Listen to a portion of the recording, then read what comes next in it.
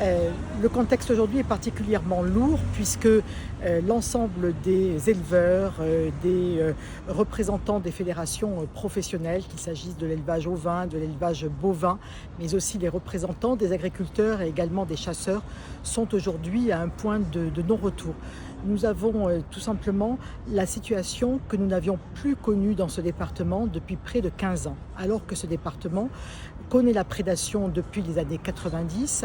où il y avait eu un certain nombre d'améliorations qui avaient permis de trouver un équilibre entre le loup, mais surtout de préserver les activités d'élevage et le pastoralisme. Or, force est de constater qu'aujourd'hui, à travers une méthode de comptage qui est complètement devenue obsolète et qui n'est pas du tout fiable, eh bien on arrive à des extrémités qui font que les tirs de prélèvement sont aujourd'hui stoppés au prétexte qu'un certain nombre de loups ont déjà été prélevés, alors que parallèlement à ça, on n'a jamais constaté autant d'attaques sur les troupeaux, qu'il s'agisse de troupeaux ovins, caprins et bovins. Et aujourd'hui, les éleveurs ont voulu exprimer leur ras-le-bol face au préfet des Alpes-Maritimes qui vient d'arriver dans ce département, donc qui n'est pas comptable de la situation, mais surtout face à ce qui se passe au niveau de la préfecture de l'Auvergne-Rhône-Alpes avec des préfets qui n'entendent pas le cri de détresse, la détresse psychologique, la détresse humaine, mais aussi les conséquences économiques que le fait qu'on ne puisse pas prélever autant de loups qu'il y en a pour pouvoir assurer la survie du pastoralisme et pour pouvoir préserver ces troupeaux, eh bien, font qu'aujourd'hui, la coupe est pleine et donc les éleveurs ont voulu montrer tout à fait légitimement leur désapprobation, mais plus grave encore, leur alarme, leur signal d'alarme et leur cri de colère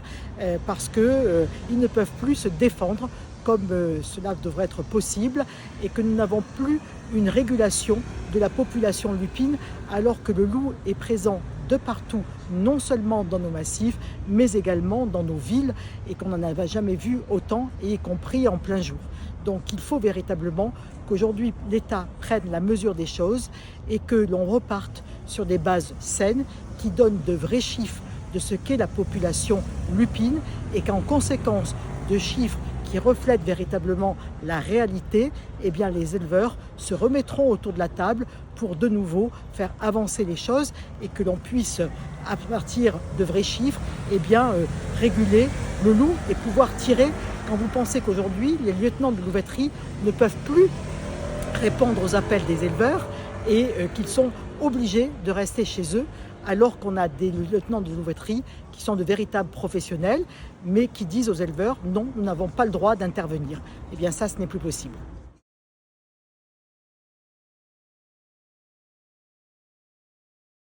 Il y a aujourd'hui une détresse morale, une détresse humaine et bien évidemment des conséquences économiques sur ces exploitations. Ce qui inquiète aujourd'hui les éleveurs dans notre département, c'est qu'ils voient leur cheptel fondre de plus en plus, qu'il n'y a plus de renouvellement des générations qui peut être assuré, car qui va se lancer aujourd'hui dans ce métier ô combien difficile, exaltant mais ô combien difficile, d'éleveurs de bergers, quand ils savent qu'ils ne pourront plus vivre de leur métier et quand ils savent qu'ils sont mobilisables 24 heures sur 24 pour surveiller leurs troupeaux, parce que même avec les mesures de protection, cela ne suffit plus. Et qu'en plus de cela, il y a non seulement les victimes avérées, mais il y a aussi toutes les pertes indirectes, avec le stress psychologique sur les troupeaux et qui entraîne des pertes de lait, par exemple, ou de viande. Et donc tout cela a des répercussions sur les exploitations. Et donc le président de la FDSEA faisait état en 10 ans du nombre d'élevages et d'éleveurs